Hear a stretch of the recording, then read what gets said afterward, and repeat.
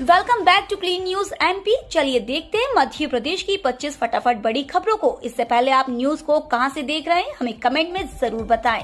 साथ ही वीडियो को लाइक करना बिल्कुल ना भूलें। बेटरमेंट टैक्स खत्म होगा। गांधीनगर पर 6 लेन फ्लाईओवर। इंदौर से उज्जैन के बीच मेट्रो को भी मंजूरी। मुख्यमंत्री शिवराज सिंह चौहान ने इंदौर में 3 महत्वपूर्ण घोषणाएं की। भंवरकुआ चौराहा पर 6 लेन फ्लाईओवर के शिलान्यास कार्यक्रम में उन्होंने बेटरमेंट टैक्स खत्म करने, गांधीनगर में 6 लेन फ्लाईओवर बनाने व इंदौर उज्जैन के बीच मेट्रो को मंजूरी दी। उधर कार्यक्रम के दौरान भारी अव्यवस्था भी दिखी। भूमि पूजन के बाद सीएम को भी भीड़ ने घेर लिया। पुलिस ने पार्टी के कार्यकर्ताओं से भी जमकर बदसलूकी की। सुप्रीम कोर्ट ने मध्य प्रदेश के तकनीकी, प्रबंधन व फार्मेसी कॉलेजों में प्रवेश की अंतिम तिथि बढ़ाई। सुप्रीम कोर्ट ने एक महत्वपूर्ण आदेश के जरिए मध्य प्रदेश के सभी तकनीकी, प्रबंधन व फार्मेसी महाविद्यालयों में प्रवेश की अंतिम तिथि बढ़ा दी है। प्रधान न्यायाधीश डीवाई चंद्रचूड़ व न्यायमूर्ति विक्रमनाथ की युगल पीठ ने व्यवस्था दी कि इस सत्र के लिए 30 नवंबर तक प्रवेश दिए जा सकेंगे। पदोन्नत होंगे आईपीएस, 13 एसपी बनेंगे डीआईजी। 25 नवंबर को होगी डीपीसी। मध्य प्रदेश कैडर के भारतीय पुलिस सेवा के अधिकारियों की पदोन्नति को लेकर डीपीसी की बैठक 25 नवंबर को होगी। मुख्य सचिव की अध्यक्षता और अपर मुख्य सचिव गृह डीजीपी की सदस्यता में होने वाली इस बैठक में 31 आईपीएस अधिकारियों की पदोन्नति को लेकर निर्णय होगा। 1998 बैच के 3 आईजी को एडीजी, 2005 बैच के 2 डीआईजी को आईजी, 2009 बैच के 13 एसपी सहित 26 आईपीएस अधिकारियों को डीआईजी के पद पर पदोन्नति दी जाएगी। एमपी बिजली उपभोक्ताओं के लिए अच्छी खबर। अब व्हाट्सएप पर मिलेगी ये खास सुविधा। मध्य प्रदेश की मध्य क्षेत्र विद्युत वितरण कंपनी के बिजली उपभोक्ताओं के लिए अच्छी खबर है। अब बिजली उपभोक्ताओं को कंपनी द्वारा रीडिंग लेने के पश्चात बिल जनरेट होने के तुरंत बाद ही मोबाइल पर एसएमएस के साथ व्हाट्सएप पर भी बिजली बिल प्राप्त होंगे। कंपनी द्वारा व्हाट्सएप पर बिजली बिल भेजने की सुविधा चालू माह से उपलब्ध करा दी गई है और अभी तक लगभग 6 लाख से अधिक उपभोक्ताओं को व्हाट्सएप पर बिजली बिल उपलब्ध कराए गए हैं। यह व्यवस्था कंपनी कार्यक्षेत्र के भोपाल, नर्मदापुरम, ग्वालियर और चंबल संभाग के 16 जिलों के सभी श्रेणी के बिजली उपभोक्ताओं के लिए लागू की गई है। 4 साल में $550 बिलियन की हो जाएगी मध्य प्रदेश की इकोनॉमी। मुख्यमंत्री प्रधानमंत्री मोदी के सपनों का आत्मनिर्भर भारत बनाने के लिए पहले मध्य प्रदेश को आत्मनिर्भर बनना होगा। 2026 तक मध्य प्रदेश की अर्थव्यवस्था $550 बिलियन की हो जाएगी। मुख्यमंत्री शिवराज सिंह चौहान ने यह बात कही। ब्रिलियंट कन्वेंशन सेंटर इंदौर में प्रदेश के स्टार्टअप को बढ़ावा देने के लिए 10 संगठनों के साथ एमओयू करार किए गए। एमएसएमई विभाग और संगठनों के बीच एमओयू निष्पादन के समारोह में मुख्यमंत्री चौहान मुख्य अतिथि थे। उन्होंने कहा, मध्य प्रदेश अब बदल रहा है और आगे बढ़ रहा है। उत्तर से दक्षिण भारत को जोड़ने वाली रीवा लखनादौन NH-34 सड़क दी जाएगी किराए पर। उत्तर प्रदेश से दक्षिण भारत के कन्याकुमारी को जोड़ने वाली सड़क NH-34 का एक हिस्सा किराए से देने की तैयारी चल रही है। राष्ट्रीय राजमार्ग प्राधिकरण इस आमदनी से नई सड़कें बनवाने के लिए वित्त एकत्र करेगा। मध्य प्रदेश में सबसे पहले रीवा लखनादौन की 287 किलोमीटर सड़क को एक निर्धारित समय के लिए निजी हाथों में दिया जाएगा। यह लीज 20 से 25 वर्ष तक की दी जाने की योजना है। आरआर कैट देश भर के स्टार्टअप को शोध व उत्पाद तैयार करने में करेगा मदद। स्टार्टअप को अब परमाणु ऊर्जा विभाग की इकाई राज्य रामना प्रगत प्रौद्योगिकी केंद्र जैसे संस्थान की मदद मिलना शुरू हो गई है। संस्थान में स्टार्टअप और उद्योगों को गति देने के लिए इंक्यूबेशन केंद्र स्थापित किया गया है। इसमें कई स्टार्टअप ने कार्य करना शुरू कर दिया है और आगे और भी स्टार्टअप और उद्योग जुड़ने जा रहे हैं। संस्थान अपने इंक्यूबेशन केंद्र को राष्ट्रीय स्तर की पहचान देने के लिए कार्य कर रहा है। इसके लिए हाल ही में अटल इंक्यूबेशन केंद्र की मान्यता प्राप्त करने के लिए संस्थान ने केंद्र सरकार को प्रस्ताव भेजा है। इससे संस्थान को करोड़ों रुपए की फंडिंग मिलेगी, जिसका उपयोग स्टार्टअप और उद्योगों को नवाचार करने और उत्पाद तैयार करने में सहायता देने में हो सकेगा। प्रदेश के 2 जिलों में शराब की बिक्री पर प्रतिबंध। मध्य प्रदेश शासन के वाणिज्य कर विभाग ने भारत निर्वाचन आयोग के निर्देश पर गुजरात विधानसभा सामान्य निर्वाचन 2022 को देखते हुए सीमावर्ती जिले अलीराजपुर एवं झाबुआ में शराब बिक्री पर प्रतिबंध लगा दिया है एवं शुष्क दिवस घोषित किए जाने के संबंध में आदेश जारी किया है। किसी अन्य सार्वजनिक और निजी स्थान में कोई भी स्पिरिट युक्त किण्वित या मादक लिकर या वैसी ही प्रकृति का अन्य पदार्थ न विक्रय किया जाएगा, न दिया जाएगा और न वितरित किया जाएगा। कोई भी व्यक्ति जो उपबंधों का उल्लंघन करेगा उसे 6 माह का कारावास या 2000 रुपए जुर्माना या दोनों से दंडनीय होगा। मध्य प्रदेश शासन ने कहा, आंगनवाड़ी कार्यकर्ता सरकारी नहीं, उन्हें अन्य कार्य में लगाना औचित्यहीन। आंगनवाड़ी कार्यकर्ता सरकारी कर्मचारी नहीं है, इसलिए उन्हें अन्य कार्य में लगाना औचित्यहीन है। यह कहना है महिला एवं बाल विभाग के उप सचिव अजय कटसेरिया का।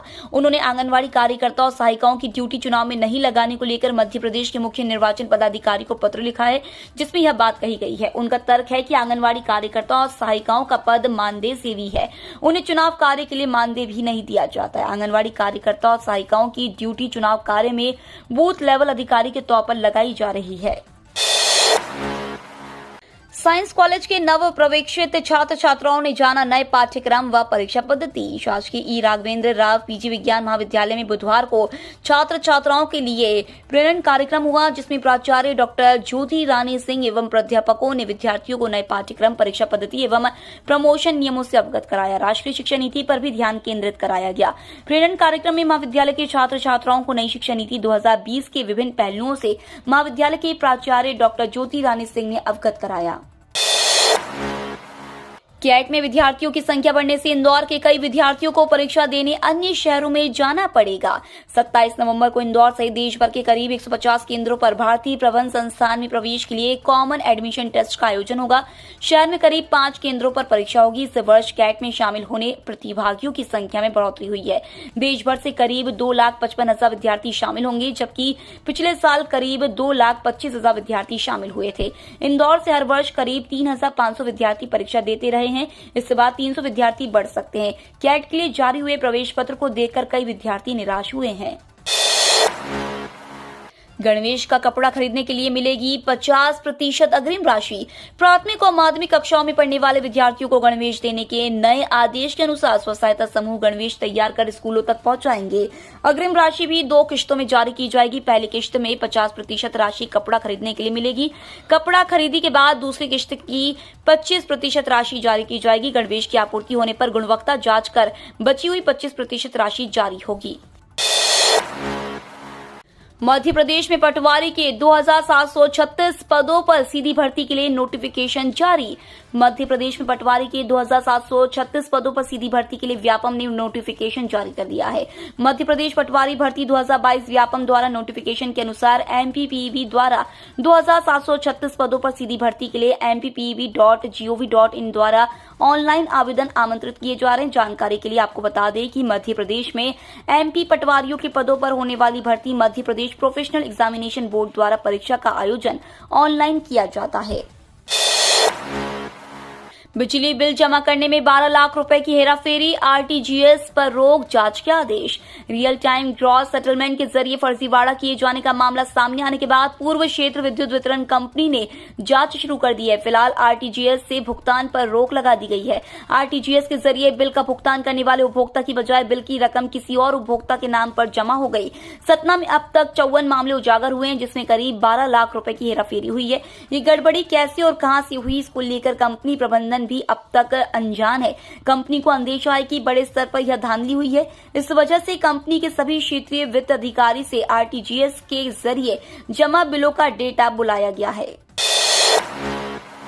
कर्मचारियों के लिए अच्छी खबर, सवैतनिक अवकाश का मिलेगा लाभ। राज्य के कर्मचारियों के लिए अच्छी खबर है। दरअसल सरकार द्वारा बड़ा फैसला लिया गया है, जिसके तहत सरकारी और प्राइवेट नौकरी करने वाले ऐसे लोग जिनके वोटर ID कार्ड गुजरात के हैं, उन्हें सवैतनिक अवकाश देने का फैसला लिया गया है। मध्य प्रदेश श्रम आयुक्त ने इस संबंध में आदेश जारी किए हैं। दरअसल भारत निर्वाचन आयोग के निर्देश पर ही आदेश जारी किया गया है। मध्य प्रदेश में शासकीय और निजी नौकरी कर रहे लोग को घर जाने की छुट्टी भी मिलेगी और छुट्टी के दिन का वेतन भी उन्हें उपलब्ध कराया जाएगा। मुख्य निर्वाचन पदाधिकारी मध्य प्रदेश अनुपम राजन ने बताया कि गुजरात में 2 चरण में विधानसभा चुनाव संपन्न होना है, जिसमें कर्मचारियों को मतदान करने का लाभ दिया जाएगा। फोटो से पहचाने जाएंगे उत्पाती हाथी, ऐप से जल्द दी जा सकेगी सहायता। हाथी मानव वन की स्थिति में उत्पाती हाथियों को फोटो लेकर चिन्हित किया जाएगा और फिर उनकी गतिविधियों पर लगातार नजर रखी जाएगी। यदि वे फिर से कोई घटना करते हैं तो उन्हें पकड़कर बंदी बनाने पर विचार किया जाएगा। उड़ीसा बंगाल के हाथी विशेषज्ञों ने यह सुझाव वन विभाग को दिए हैं। कान्हा, बांधवगढ़ और संजय दुबरी टाइगर रिजर्व सीधी में वर्तमान में 62 हाथी हैं जो उत्पात मचाते रहते हैं। शिवराज मंत्रिमंडल विस्तार में शामिल हो सकते हैं पुराने चेहरे। मध्य प्रदेश में कैबिनेट विस्तार की चर्चा के बीच कुछ पुराने चेहरों को भी जगह मिल सकती है। शिवराज मंत्रिमंडल विस्तार में कुछ पुराने चेहरों के नाम भी जुड़ सकते हैं। राष्ट्रीय स्वयंसेवक संघ के हस्तक्षेप की खबरें सामने आ रही है। मंत्रिमंडल विस्तार के लिए गुजरात चुनाव परिणाम आने का इंतजार किया जा रहा है। चुनाव परिणाम आने के बाद शिवराज कैबिनेट में नए मंत्रियों की ताजपोशी होगी। सूत्रों का कहना है कि संघ ने पुराने चेहरों को दरकिनार नहीं करने की सलाह दी है। फिलहाल शिवराज कैबिनेट में 4 पद खाली चल रहे हैं। विश्राम के बाद फिर आरंभ हुई राहुल गांधी की भारत जोड़ो यात्रा। इंदौर पहुंची प्रियंका। कांग्रेस के पूर्व अध्यक्ष राहुल गांधी की भारत जोड़ो यात्रा आज से मध्य प्रदेश में बुरहानपुर जिले के बोदरली गांव से शुरू होकर दरियापुर होते हुए सेंट जेवियर स्कूल जैनाबाद फाटक पहुंची। स्कूल में विश्राम करने के बाद यात्रा फिर आगे बढ़ी। इसमें भारत यात्री कन्हैया कुमार चल रहे हैं। आगे आगे शहर में प्रवेश से पूर्व जगह जगह यात्रा का स्वागत हो रहा है। यात्रा के आगे तिरंगा ध्वज लेकर चल रहे हैं मध्य प्रदेश आदिवासी कांग्रेस के अध्यक्ष ओमकार सिंह मरकाम। इस यात्रा में शामिल होने के लिए प्रियंका गांधी वाड्रा भी इंदौर पहुंच गई हैं। साथ में पति रॉबर्ट वाड्रा व बेटा रेहान वाड्रा भी है। एसबीआई एटीएम से कैश निकालने के लिए जारी हुई नई गाइडलाइन करोड़ों ग्राहकों पर पड़ेगा असर। स्टेट बैंक ऑफ इंडिया में खाता रखने वाले करोड़ों ग्राहकों के लिए बड़ी खुशखबरी है। अगर आपका भी सरकारी बैंक में अकाउंट है और आप एटीएम से कैश निकालते हैं तो एसबीआई की ओर से नई गाइडलाइन जारी की गई है। तो आप फटाफट इन नियमों को अभी जान ले। स्टेट बैंक ऑफ इंडिया ग्राहकों को ओटीपी के आधार पर कैश निकालने की सुविधा दे रहा है। इस सुविधा का फायदा उठाने के लिए ग्राहकों को एटीएम मशीन पर अपना फोन साथ में लेकर जाना है। आपको अपना रजिस्टर्ड मोबाइल नंबर को साथ लेकर जाना है, क्योंकि आपका ओटीपी उसी नंबर पर आएगा। ओटीपी को एंटर करने के बाद ही आप कैश निकाल सकेंगे।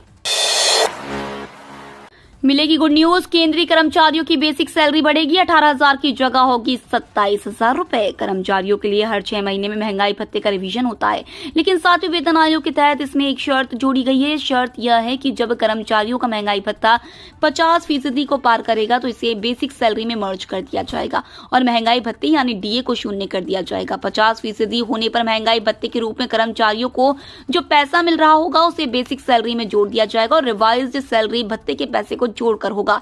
लेवल 3 के कर्मचारी की न्यूनतम बेसिक सैलरी 18,000 रुपए है। मान लीजिए डीए बढ़कर 50% पहुंच जाता है तो कर्मचारी को भत्ते के रूप में 9,000 रुपए मिलेंगे। इस 9,000 रुपए की रकम को बेसिक सैलरी में जोड़ देंगे तो कर्मचारी की बेसिक सैलरी 27,000 रुपए होगी और यहां से महंगाई भत्ता शून्य होगा।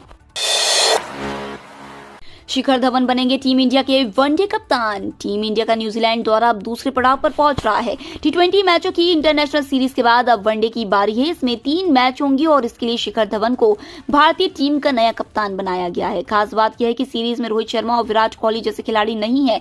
ऐसे में शिखर धवन को युवा खिलाड़ियों के साथ ये महती जिम्मेदारी निभानी होगी। शिखर धवन इससे पहले भी भारतीय टीम की कमान संभाल चुके हैं।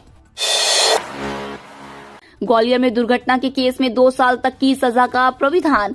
सड़क पर दुर्घटना करने वाले आरोपितों की लापरवाही साबित करना और उन्हें सजा दिलाने की अभियोजन के पास बड़ी चुनौती होगी, क्योंकि इसके केसों में ट्रायल लंबी चलती है। ट्रायल खत्म होने के बाद आरोपित को सजा सुनाई जाती है तो 6 महीने से 2 साल तक की सजा मिलती है। गंभीर से गंभीर हादसे के दोषी को अधिकतम 2 साल की सजा ही मिलती है।